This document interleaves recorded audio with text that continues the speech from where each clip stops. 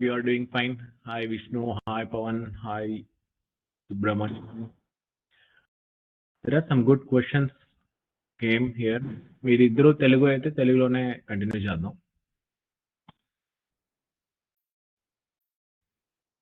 అడిగిన what is the question is it a good practice to take a loan with interest and invest that amount in stocks?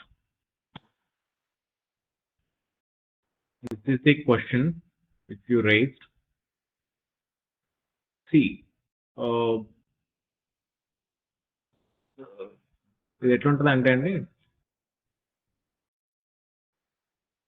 డబ్బులు తీసుకొని అది stock మార్కెట్లో invest చేసి returns తీసుకురావటం మాత్రమే టాస్క్ కాదు. ఇక్కడ మీరు ఒక్కసారి లోన్ తీసుకున్న తర్వాత మీకు multiple, that is not just a financial decision అనమాట. ఇంకా చాలా డెసిషన్స్ ఇన్వాల్వ్ అయి ఉంటాయి ఆ పర్టికులర్ డెసిషన్ ద్వారా. నేను మీకు ఒక ఎగ్జాంపుల్ చెప్తాను. ఇది మా క్లయింట్ వాళ్ళ ఫ్రెండ్ దగ్గర జరిగిన ఇన్సిడెంట్ అనమాట. అది ఏమైందంటే, అతను యుఎస్లో జాబ్ చేస్తూ ఉంటాడు. మ్యారేజ్ ప్రపోజల్స్ వచ్చినప్పుడు వాళ్ళ పేరెంట్స్ ఏం చేస్తారంటే, ఇండియాలో హైదరాబాద్లో ఒక ట్రిపుల్ బెడ్రూమ్ ఫ్లాట్, అంటే మ్యారేజ్ అయ్యి వెళ్ళినారు. ఆ అమ్మాయి హౌస్ వైఫ్ అక్కడ. ఇద్దరు ఎర్నింగ్, అతని ఎర్నింగ్, లైఫ్ అంతా కరెక్ట్గా బాగానే జరుగుతూ ఉంది. ఈ ఇండియాలో ఉన్న పేరెంట్స్ ఏం చేశారంటే, అతనికి ఒక ట్రిపుల్ బెడ్రూమ్ ఫ్లాట్ లోన్ ద్వారా కొనిచ్చినారు. ఆ లోన్ అమౌంట్ ఎంత అంటే దాదాపు 1 crore 1.1 CR ఎంతో ఉందన్నమాట. అతను ఏంటి ఎట్లయినా కట్టేస్తే అన్నట్టు అది కొంచెం ఇమ్మెచ్యూర్గా తీసేసుకున్నాడు. తీసేసుకున్న తర్వాత ఏమైందంటే, ఇప్పుడు నెలకి ఆల్మోస్ట్ 80,000 to 100,000 రూపీస్ ఈఎంఐ కట్టాల్సి వస్తుంది. Now he's feeling some pain. What he's trying to do is, అతను ఏం చేస్తున్నాడంటే, ఇండైరెక్ట్ గా ఆ అమ్మాయి ఇప్పుడు ఎవరైతే హౌస్ వైఫ్ గా ఉందో అక్కడ ఆమె పైన ప్రెషర్ పెడుతున్నాడు.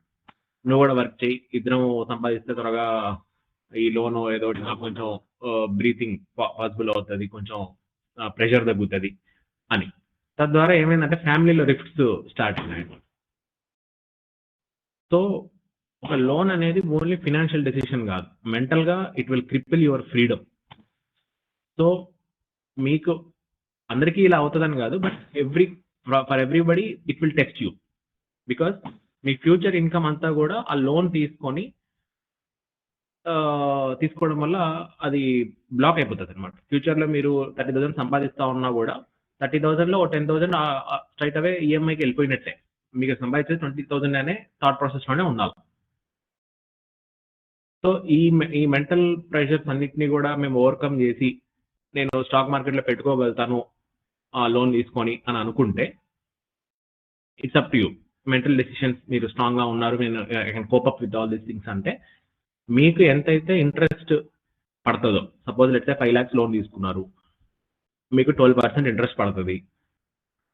మీకు వచ్చే రిటర్న్స్, మీకు ఇన్వెస్ట్మెంట్స్ ఏదైతే మీరు చేస్తారో ఆ investments more than 12% returns compulsory రావాలి. పోస్ట్ ట్యాక్స్ రిటర్న్స్ అంటే మీరు ఏదైతే మీకు డబ్బులు గెయిన్స్ వస్తాయో, 5 lakhs పెట్టిన తర్వాత ఇంకో 5 lakhs వచ్చిందంటే ఆ 5 lakhs మళ్ళీ ట్యాక్స్ ఉంటుంది.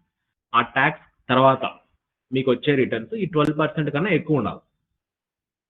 That is break even. అంతకన్నా తక్కువ వస్తే మీరు లాస్ వెళ్ళిపోయినట్టు. ఈ ఫినాన్షియల్ డెసిషన్ ఏదైతే తీసుకున్నారో అది రాంగ్ డెసిషన్ అయితే కంప్లీట్గా. ప్రెషర్ అంతా తీసుకోవడం వల్ల మీకు కొంచెం ప్రీమియం కూడా రావాలి. అప్పుడే దానిలో పెట్టినందువల్ల మనకు కొంచెం బెనిఫిట్ ఉంటుంది. సో మీరు లెట్స్ సే మీకు ఇంట్రెస్ట్ రేట్ 11% అట్లా పడుతుంది మీరు తీసుకున్న లోన్ అమౌంట్ కి అంటే, మీకు వచ్చే రిటర్న్స్ అట్లీస్ట్ 16-17% ఉండాలి. లాంగ్ టర్మ్ లో అట్లీస్ట్ 4 to 5 years ఉండి మంచి కంపెనీస్ సెలెక్ట్ చేసి ఇవన్నీ చేస్తే ఛాన్సెస్ ఉంటాయి. సో ఇవన్నీ కూడా మల్టిపుల్ ప్రాబబిలిటీస్. రిస్క్ తీసుకొని చేయగలుగుతాం అనేటైతే చేయొచ్చు. నేను ఇందాక ఫస్ట్ లో చెప్పిన మెంటల్ ప్రెషర్స్, ఇది ఓన్లీ ఫినాన్షియల్ డెసిషనే కాకుండా బిహేవియరల్ థింగ్స్ అన్నిటిని కూడా బేస్ చేసుకొని ఉండగలిగితే you can take loan. But నా పర్టికులర్గా మా పర్సనల్ ఫినాన్స్లో మా క్లయింట్స్కి అందరికీ కూడా మేము ఏం చెప్తూ ఉంటాం అంటే loans as much as possible మీరు లోన్స్ లేకుండా ఉండడం చాలా మంచిది. లోన్స్ లేకుంటే మీరు ఇందాక చెప్పినట్టు ఆ ఫ్రీడమ్ ఎక్కువ ఉంటుంది, కమిట్మెంట్స్ తక్కువ ఉన్నప్పుడు మీ మెంటల్ పీస్, ఇంట్లో ఫ్యామిలీ రిలేషన్స్ ఇవన్నీ కూడా చాలా బాగుంటాయి. ఎందుకంటే ఫినాన్స్ అనేది ఇండైరెక్ట్ గా అన్ని దానిపైన ఇంపాక్ట్ కలిగిస్తూ ఉంటుంది. అది ఇందాక నేను చెప్పిన ఎగ్జాంపుల్ ద్వారా ఏ రకంగా అయినా కూడా ఇంపాక్ట్ కలిగిస్తూ ఉంటుంది. అది ఆన్సర్. దీనిపైన మీకు ఏమైనా డౌట్స్ ఉంటే మీరు అడగచ్చు.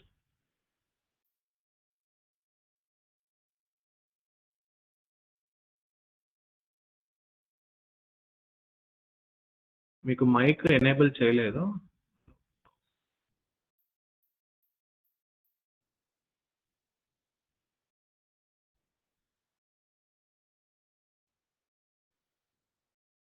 విష్ణుకి నేను అలౌ చేశాను. మీరు ఏమన్నా డౌట్స్ దీనిపైన ఇంకా డిస్కషన్ పైన డౌట్స్ ఏమన్నా ఉంటే అడగచ్చు. Otherwise will go for next question.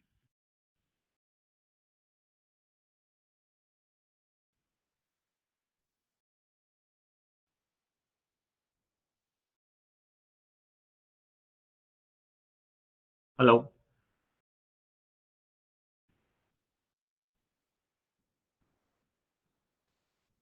So next question చెప్పండి, ఏమన్నా డౌట్స్ ఉన్నాయా? ఓకే, నెక్స్ట్ క్వశ్చన్ వచ్చి గుట్టి అశోక్. క్వశ్చన్ ఏంటంటే comparison between stocks and MF returns. ఈ థింగ్ ఏంటంటే స్టాక్స్ లో బెటరా, మ్యూచువల్ ఫండ్స్ లో బెటరా, రిటర్న్స్ ఏది బెటర్ అనేది మీరు అసలు ఫస్ట్ అండర్స్టాండ్ చేసుకోవాల్సింది ఏంటంటే మ్యూచువల్ ఫండ్స్ అంటే ఏంటి అండ్ స్టాక్స్ అంటే ఏంటి. ఈ మ్యూచువల్ ఫండ్స్ లో మళ్ళీ చాలా రకాలు ఉంటాయి. ఈక్విటీ మ్యూచువల్ ఫండ్స్ అని ఉంటుంది, ఆ తర్వాత డెట్ మ్యూచువల్ ఫండ్స్ అని ఉంటాయి, ఆ తర్వాత హైబ్రిడ్ మ్యూచువల్ ఫండ్స్ అని ఉంటాయి, రకరకాలుగా ఉంటాయి. ఈ ఈక్విటీ మ్యూచువల్ ఫండ్స్ అంటే ఏంటంటే more than 75% of the fund.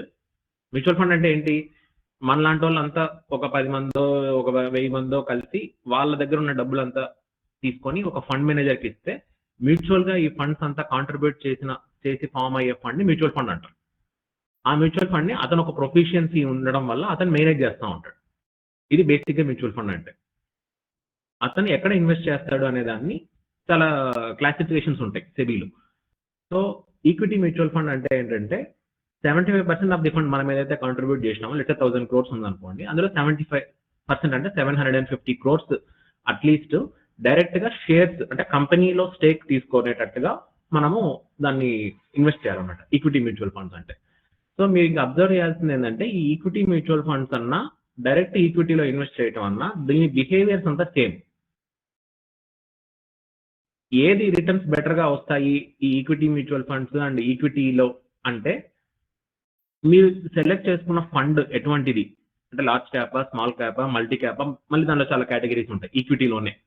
So అది ఏంటి, ఎట్లాంటిది అనేది, అండ్ ఆ ఫండ్ మేనేజర్ యొక్క ప్రొఫిషియన్సీ ఏంటి. డైరెక్ట్ గా ఒక ఫండ్ మేనేజర్ ని పెట్టుకుని డైరెక్ట్ ఈక్విటీలో ఇన్వెస్ట్ చేసినా, ఆ ఫండ్ మేనేజర్ మ్యూచువల్ ఫండ్ ద్వారా ఇన్వెస్ట్ చేసినా జరిగే పని ఒకటే. డైరెక్ట్ గా ఇండైరెక్ట్ గా మీరు అమౌంట్ తీసుకెళ్లి కంపెనీస్ లోనే ఇన్వెస్ట్ చేస్తారు, బట్ విత్ డిఫరెంట్ ఛానల్. దేంట్లో బెటర్ రిటర్న్స్ వస్తుంది అనేది మీ పర్టికులర్ ఎవరైతే ఫండ్ మేనేజర్ మీరు సెలెక్ట్ చేసినారో వాళ్ళు సెలెక్ట్ చేసే కంపెనీస్, ఆ కంపెనీస్ తాలూకు పర్ఫార్మెన్సెస్ మీద డిపెండ్ అయ్యి ఉంటుంది. So that depends on lots of factors. ఈక్విటీనా మ్యూచువల్ ఫండ్సా ఏది బెటర్ అంటే నేను ఇందాక చెప్పిన రీజన్స్ అన్ని కూడా ఉంటాయి. దీనిపైన మీకు ఏమన్నా డౌట్స్ ఉంటే మీరు అడగచ్చు. ఆడ మైక్ ని అన్మ్యూట్ చేసి మీరు అడిగేదానికి అవకాశాలు ఉంటాయి.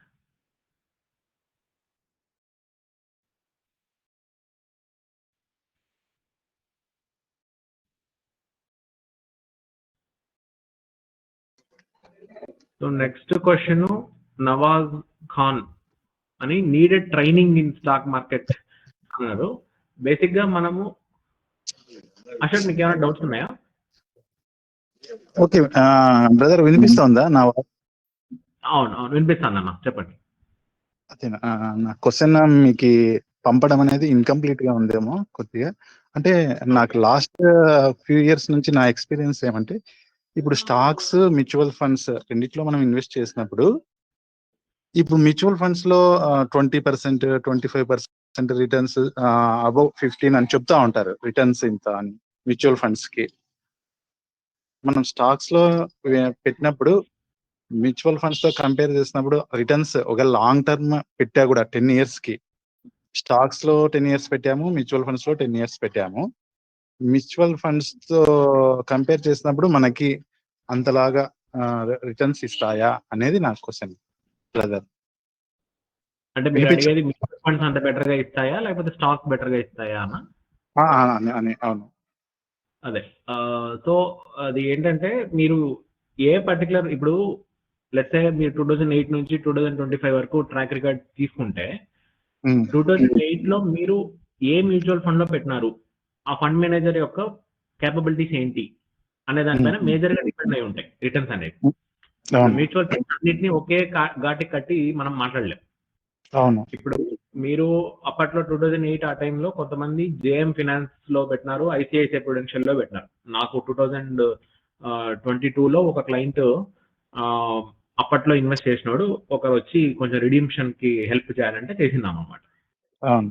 అప్పుడు ఏం చేసినారంటే వాళ్ళు మ్యూచువల్ ఫండ్స్ లో కూడా జేఎం ఫినాన్స్ లో ఒక 1 lakh, ఐసిఐసిఐ ప్రొడెన్షియల్ లో ఒక 1 lakh, యూటీఐ లో ఒక 1, అట్లా రకరకాలుగా ఇన్వెస్ట్ చేసుకుంటూ పోయినారు.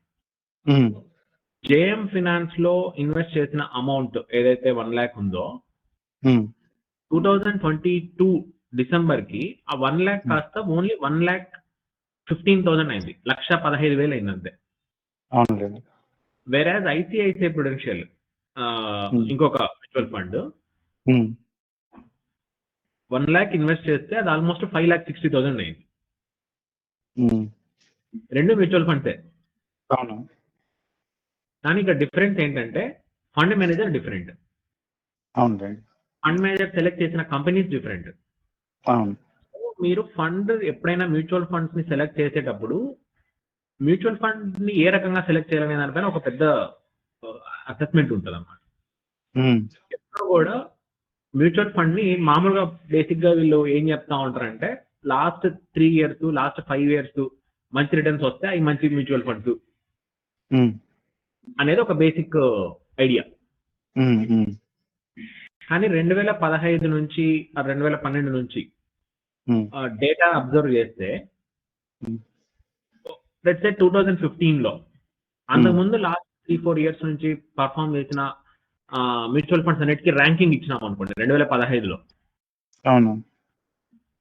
టాప్ 10 లో కొన్ని XYZ అనే స్టాక్స్ వచ్చినాయి అనుకోండి, మ్యూచువల్ ఫండ్స్ వచ్చినాయి అనుకోండి టాప్ 10 లో.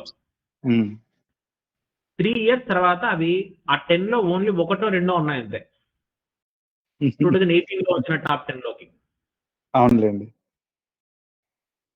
మీరేం చేస్తారు, నేను అప్పుడు మంచిగా సెలెక్ట్ చేశాను కానీ ఇదేదో పర్ఫామ్ చేయాలని చెప్పి 2018 లో మళ్ళీ మారుస్తారు. 2018 లో ఏంటి, లాస్ట్ 3 years లో మంచి అయిన టాప్ 10 దానిలో పెడతారు మళ్ళీ 2018 లో.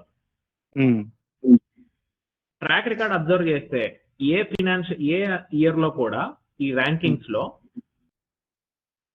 3 years బ్యాక్ ఉన్న టాప్ 10 మ్యూచువల్ ఫండ్స్ ఎన్ని ఉన్నాయి దీనిలో అంటే ఓన్లీ 1 or 2 ఉన్నాయి, కొన్ని అసలు లేవు.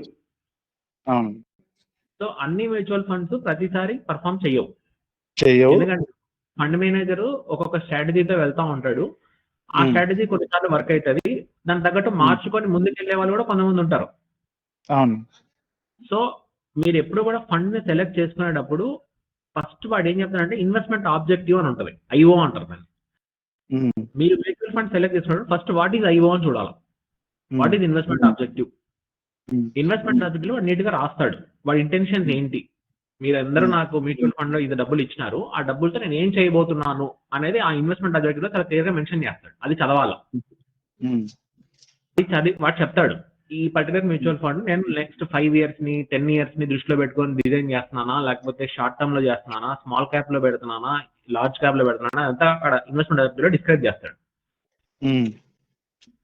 ఆ ఇన్వెస్ట్మెంట్ ఆబ్జెక్టివ్ చదివిన తర్వాత అది మీకు సూటబుల్ అవుతుందా లేదని మీరు అబ్జర్వ్ చేసుకోవాలి. మీకు అంత నాలెడ్జ్ లేదు అన్నప్పుడు ఇట్లాంటి ఇన్వెస్ట్మెంట్ అడ్వైజర్స్ ని హెల్ప్ తీసుకోవాలి. సో ఆ రకంగా మీరు చేసి లాంగ్ టర్మ్ లో గిన ఉంటే మీకు మ్యూచువల్ ఫండ్స్ కూడా మంచి రిటర్న్స్ వస్తాయి. స్టాక్స్ లో ఏమవుతుందంటే మ్యూచువల్ ఫండ్స్ కి స్టాక్స్ కి డిఫరెన్స్, స్టాక్స్ లో మీరు కాంట్రిబ్యూట్ చేసిన అమౌంట్ మల్టిపుల్ స్టాక్స్ లో ఇన్వెస్ట్ చేస్తారు. డైవర్సిఫికేషన్ అనేది కొంచెం ఎక్కువ ఉంటుంది. మీరు ఒక కాన్సన్ట్రేటెడ్ పోర్ట్ఫోలియోలో మీరు ఇన్వెస్ట్ చేస్తే లెట్స్ 10 స్టాక్స్ మీరు సెలెక్ట్ చేశారు అనుకోండి, ఒక్కొక్క దానికి 10% అలొకేషన్ ఇచ్చినాం అనుకోండి. వేరే అక్కడ మ్యూచువల్ ఫండ్ లో లార్జ్ నెంబర్ ఆఫ్ స్టాక్స్ ఉంటాయి. అందులో 1-2 పర్ఫార్మ్ చేసినా కూడా మీకు నెట్ రిటర్న్స్ కొంచెం యావరేజ్ గా గట్టు దాటేటట్టే ఉంటాయి ఓవర్ పీరియడ్ ఆఫ్ టైం. వాడు ప్రొఫెషన్ మేనేజర్ అయితే. ఈ కాన్సన్ట్రేటెడ్ పోర్ట్ఫోలియోస్ లో ఏమైతుందంటే ఇక్కడ కూడా ఫండ్ మేనేజర్ టాలెంటే. ఇక్కడ ఫండ్ మేనేజర్ మంచిగా పర్ఫార్మ్ చేసే కంపెనీస్ లో ఇన్వెస్ట్ చేయగలిగితే ఈ 10 లో 1 or 2 మల్టీ బ్యాగర్స్ వచ్చినా కూడా మిగతా 10 ఫ్లాప్ అయినా కూడా మ్యూచువల్ ఫండ్ రిటర్న్స్ అన్నా బెటర్ గా వస్తాయి దీంట్లో. అవునులేండి. సో అది మీరు అబ్జర్వ్ చేసుకొని ఆ ఫండ్ మేనేజర్ ఎంతవరకు క్యాపబిలిటీస్ ఉన్నాయి అనేది చూసుకొని దాన్ని బట్టి మీరు డెసిషన్ తీసుకుంటాం. ఇప్పుడు ఆ ఫండ్ మేనేజర్ క్యాపబిలిటీస్ మనకైతే తెలుస్తాయి అంటే అది ఇంకా మనం దానికి స్పెషలిస్ట్ స్కిల్స్ ఉంటాయి, చేసుకోవాలి. ఇప్పుడు డాక్టర్ దగ్గరికి వెళ్ళేటప్పుడు అది ఎంత మంచి డాక్టర్ అనేది మనకు తెలియదు కదా, వెళ్ళి వైద్యం చేయించుకుంటాం. అట్లా అనుభవ రీత్యా అండ్ వాడి నాలెడ్జ్ పరంగా ఇప్పుడు వాడు మాట్లాడే మాటలు, అసలు వాడికి ఎంత నాలెడ్జ్ ఉంది, వాడు ఏమి అప్రోచ్ లో వెళ్తున్నాడు రిటర్న్స్ తీసుకొచ్చేదానికి, అవన్నీ కూడా అబ్జర్వ్ చేస్తే మనకు కొంచెం ఐడియా వస్తుంది. లేకపోతే ఇట్లాంటి ఇన్వెస్ట్మెంట్ అడ్వైజర్స్ కి ఐడియా తెలిసిపోతుంది అసలు ఆ ఫండ్ మీద ఎంతవరకు టాలెంటెడ్ కాదు అని. దాన్ని బట్టి అసెస్మెంట్ తీసుకోవచ్చు. Okay okay okay, thank you brother. Yeah, ఇక నవాజ్ అన్న క్వశ్చన్ అడిగినారు ట్రైనింగ్ అనేది. బేసిక్ గా మనం ట్రైనింగ్ ఏమి ఇవ్వమన్నా, మనము ఓన్లీ డైరెక్ట్ స్టాక్స్ లో అడ్వైజ్ మాత్రమే ఇస్తాము. మీరు కావాలంటే మాట్లాడచ్చు, మీరు ఏమన్నా క్వశ్చన్ అడగాలనుకుంటే. మనము డైరెక్ట్ గా మీ దగ్గర ఏమన్నా సర్టన్ అమౌంట్ ఉంటే, లెట్స్ 5 lakhs 10 lakhs 20 lakhs, ఆ అమౌంట్ ని మనం ఎక్కడ ఇన్వెస్ట్ చేయాలా, ఎట్లా రిటర్న్స్ మంచిగా తీసుకురావాలా అనేది మనము అడ్వైజ్ ఇస్తా ఉంటాం. అంతే తప్ప ట్రైనింగ్ అనేది ఏముండదు. అంటే స్పెసిఫిక్గా అట్లా ట్రైనింగ్ కోర్సెస్ ఏమి మేము ఇంతవరకు ఆలోచించలేదు. అండ్ ఇంకోటి ఏంటంటే, నేను ఈ సెషన్స్ అన్నిటిని కూడా పెట్టేదానికి మెయిన్ ఉద్దేశం ఏంటంటే, స్టాక్ మార్కెట్ పైన రైట్ పర్స్పెక్టివ్ డెవలప్ అవ్వాలా ఇన్వెస్టర్స్ లో అనేది నా మెయిన్ ఇంటెన్షన్ అనమాట. అంటే మామూలుగా చాలా మంది ఇప్పుడు బయట చూసే వాళ్ళంతా ఎట్లుంటారంటే, స్టాక్ మార్కెట్ లోకి వస్తే with in short period of టైంలో మన డబ్బులు డబుల్ అయిపోతాయి, ట్రిపుల్ అయిపోతాయంట అని చెప్పి ట్రేడింగ్ చేసి ఫ్యూచర్స్ అండ్ ఆప్షన్స్ లో చేసేసి డబ్బులు పోగొట్టుకుంటున్నారు.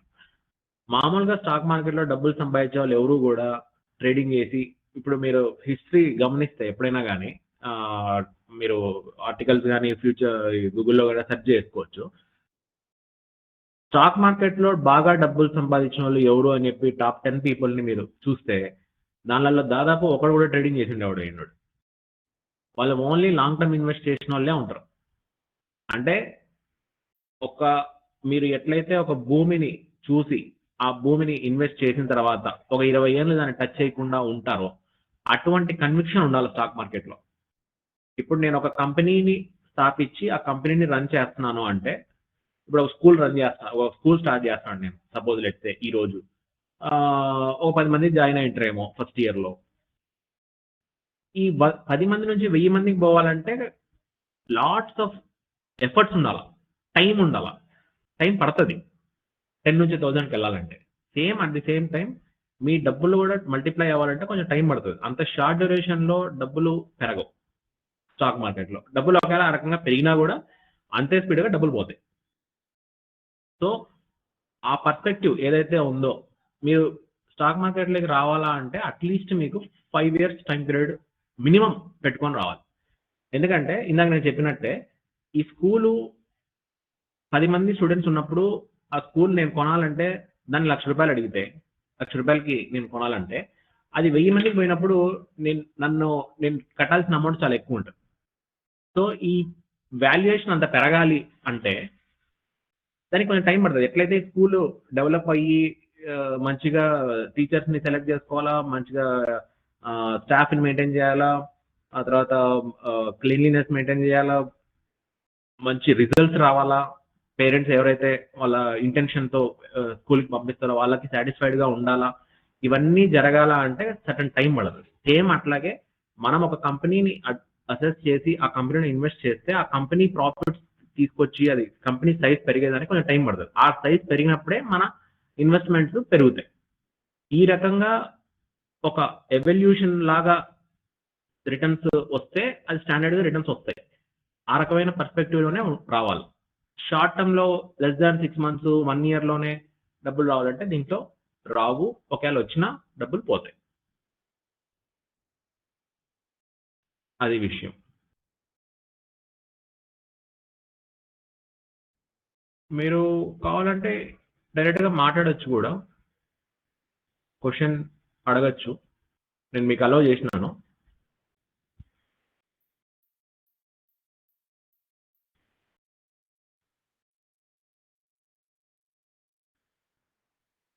పవన్ సాయి అనే అతను I want to know how to identify stock market and how to invest in stocks question అడిగినాడు.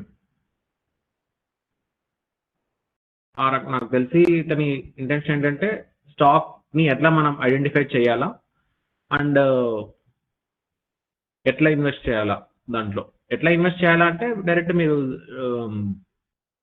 డిమాట్ అకౌంట్ ఒకటి క్రియేట్ చేసుకొని విత్ ఇన్ సమ్ ఫ్యూ క్లిక్స్లో అది ఇన్వెస్ట్ చేసేయగలుగుతారు. అది ఎట్లా ఇన్వెస్ట్ చేయాలనేది పెద్ద ప్రాబ్లం కాదు. How to invest stock, how to identify A particular company whether it will go up or not అనేది మీరు ఎప్పుడు కూడా హౌ టు ఐడెంటిఫై స్టాక్ అనకూడదు.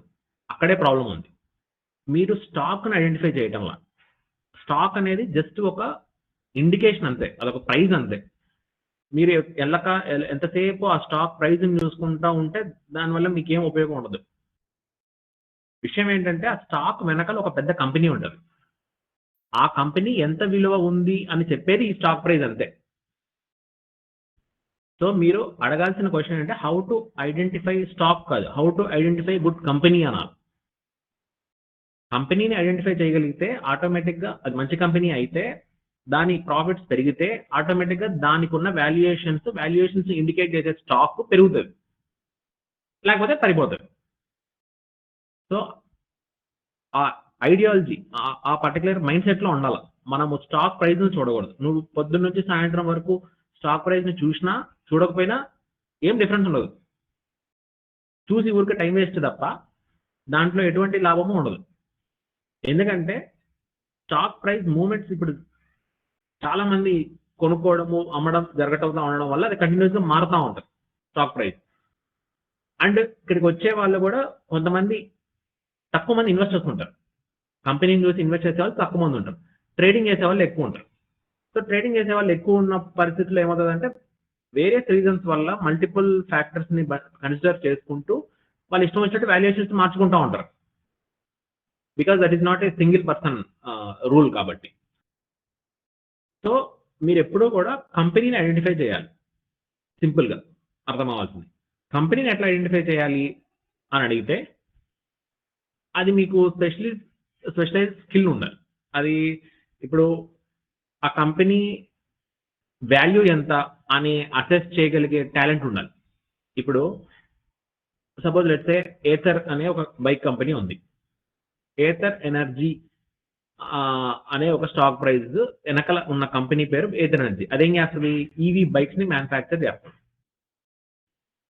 వాళ్ళు ఈ ఈవీ బైక్స్ ని మ్యానుఫ్యాక్చర్ చేయాలంటే వాళ్ళకి ఇంతవరకు ఏమేమి పెట్టుబడి పెట్టినారు, ఎంత ఖర్చు అవుతుంది నెలకి, వాళ్ళకి ఏమేమి అసెట్స్ ఉన్నాయి, వీటన్నిటి వాల్యూ ఎంత ఉంటుంది, ఇవన్నీ కూడా balance sheets and profit and loss statements ఇవన్నీ అబ్జర్వ్ చేస్తే ఒక ఐడియా వస్తుంది. ఇవి కాక ఇంకా చూడాల్సిన ఫ్యాక్టర్స్ ఏంటంటే మేనేజ్మెంట్ ఎంతవరకు బాగుంది, ఎంతవరకు ఎఫిషియెంట్గా ఉంది, వాళ్ళ విజన్ ఎట్లుంది, నెక్స్ట్ 5 years 10 years వాళ్ళు ఏ రకమైన గ్రోత్ పర్స్పెక్టివ్లో ఉన్నారా, లేకపోతే ఏ రకంగా ఉన్నారు, మైండ్ సెట్లో ఉన్నారు, ఆ పర్టికులర్ మైండ్ సెట్ వీళ్ళు ఏదైతే అప్రోచ్ వెళ్తున్నారో దానికి బెస్ట్ అనాలిసిస్ అంటారు. అంటే బయట బిజినెస్ ఎన్విరాన్మెంట్ ఎంతవరకు సపోర్టివ్ గా ఉంది. ఎందుకంటే ఇప్పుడు ఎంటర్‌ప్రెన్యూర్ వాడి ఆలోచనలు చాలా గట్టిగా ఉండిండొచ్చు. బట్ అక్కడ బిజినెస్ ఎన్విరాన్మెంట్ దానికి సపోర్ట్ గా లేకపోయినప్పుడు వీడు ఎంత ఎఫర్ట్ పెట్టినా కూడా పెద్దగా ఏం వర్క్ అవ్వదు. సో అది ఎంతవరకు పాజిటివ్ గా ఉంది. అండ్ మోర్ ఓవర్ ఎప్పుడు కూడా ఒక ఎంటర్‌ప్రెన్యూర్ ఐడియాలజీలోనే ఉండాల మీరు ఇన్వెస్ట్ చేసేటప్పుడు. అంటే ఆ కంపెనీని నేనే రన్ చేస్తా అంటే ఎట్లుంటది అనేది ఉండాల. మీరు ఎప్పుడు ఐడెంటిఫికేషన్ ఆఫ్ కంపెనీ అనేది మీరు ఆలోచించినప్పుడు. లేదు అంటే ఒక అడ్వైజర్‌ని పెట్టుకొని వాడు ఎట్లా చెప్తే అట్లా చేయడం ఉత్తమం. ఇవన్నీ నేను చేయగలుగుతానంటే ఈ రకమైన మైండ్ సెట్‌లో ఉంటే బెటర్. ఇంకొకటి ఏంటంటే ఏ life cycle of the company, ఆ కంపెనీ ఏ లైఫ్ సైకిల్‌లో ఉంది. అంటే కంపెనీకి కూడా లైఫ్ సైకిల్ ఉంటది. ఇప్పుడు ఎట్లయితే హ్యూమన్స్‌కి బాల్యమో, యవ్వనమో, ఆ తర్వాత ఇంకోటి అనేది ఉంటదో, అట్లాగే ఒక కంపెనీ కూడా స్టార్టింగ్ ఇప్పుడు ఈవీ అనేది స్టార్టింగ్ స్టేజ్‌లో ఉంది. స్టార్టర్ చిన్నగా పెరుగుతుంది. గ్రోత్ కూడా ఎక్కువ ఉంటది. మీరు గమనిస్తే చిన్న పిల్లడు పుట్టినప్పుడు గ్రోత్ చాలా మల్టిపుల్ ఉంటది. ఓ 20 ఇయర్స్ తర్వాత దాని గ్రోత్ తక్కువ ఉంటది. Human body. అట్లాగే చిన్నప్పుడు అంటే starting stage of the growth చాలా ఎక్కువ ఉంటది. అంటే 1 to 100 వెళ్తే 10x పెరిగినట్టు. 100 నుంచి 200 వెళ్తే ఓన్లీ డబుల్ అయినట్టు. అట్లా ఏ స్టేజ్‌లో ఉంది? గ్రోత్ స్టేజ్‌లో ఉందా? మెచ్యూర్ స్టేజ్‌లో ఉందా? లేకపోతే స్టార్టింగ్ స్టేజ్‌లో ఉందా? అది ఏ స్టేజ్‌లో ఉంది అనేది కూడా అబ్జర్వ్ చేసుకుంటూ, ఆ వాల్యుయేషన్ మనం ఎంత ఇస్తున్నాం అనేది అబ్జర్వ్ చేసుకుంటూ చాలా ఫ్యాక్టర్స్ డిపెండ్ అయ్యి ఉంటాయి. మల్టిపుల్ స్కిల్స్ ఇన్వాల్వ్ అయ్యి ఉంటాయి. ఈ పర్టికులర్ కంపెనీని ఐడెంటిఫై చేసే ప్రాసెస్‌లో. సో మీకు స్పెషలైజ్డ్‌గా ఉండాలి అంటే దానికి మంచిగా చదువుకొని ఐడెంటిఫై చేయడం బెటర్. చదువుకోవాల్సిన అవసరం లేదు. మీకు ఈ స్కిల్స్ అంతా ఉన్నా కూడా మీరు చేసుకోవచ్చు. లేదు అంటే ఇట్లా మ్యూచువల్ ఫండ్స్ అయినా గానీ, ఇట్లా అడ్వైజర్స్‌ని గానీ పెట్టుకొని చేసుకోవడం మంచిది. మీకు ఇది ఎనేబుల్ చేసినాను. మీకు ఇంకేమైనా డౌట్స్ ఉంటే అడగొచ్చు.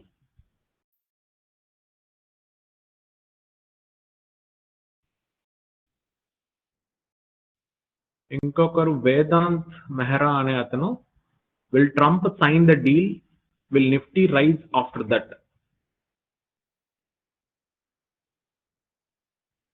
See, if Trump signed the deal, this is very tough question.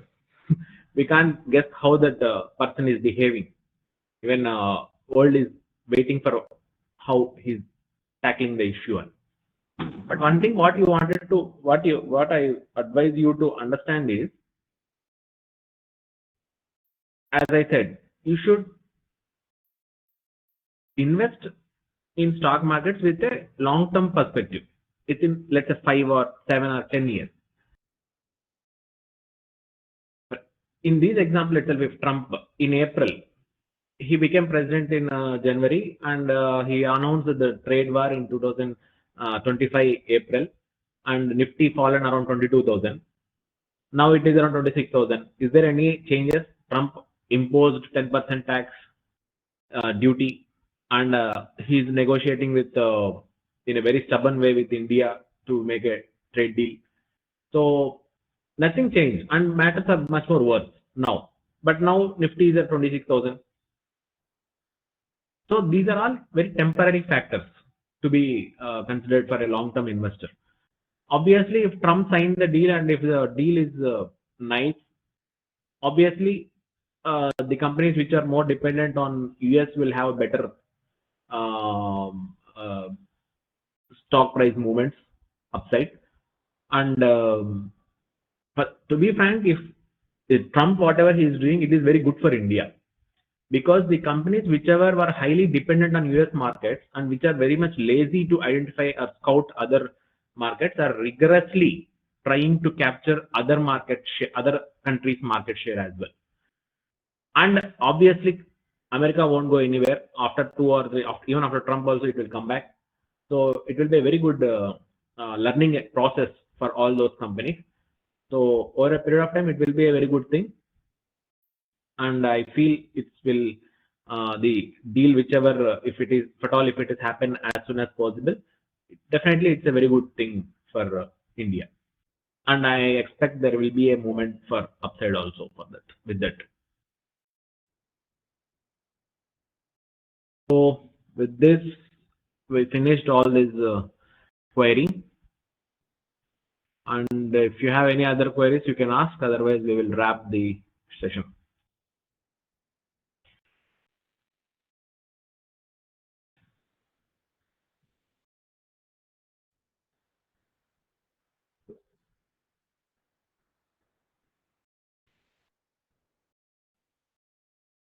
Okay, nice to talk with you all. And most probably every month on second or third Sunday, I'll try to conduct these type of sessions to develop right perspective on the markets. And if you have any other queries like what we discussed here today with respect to the personal finance or with respect to the stock market, you can ask at that time. It will be a continuous process. Thank you.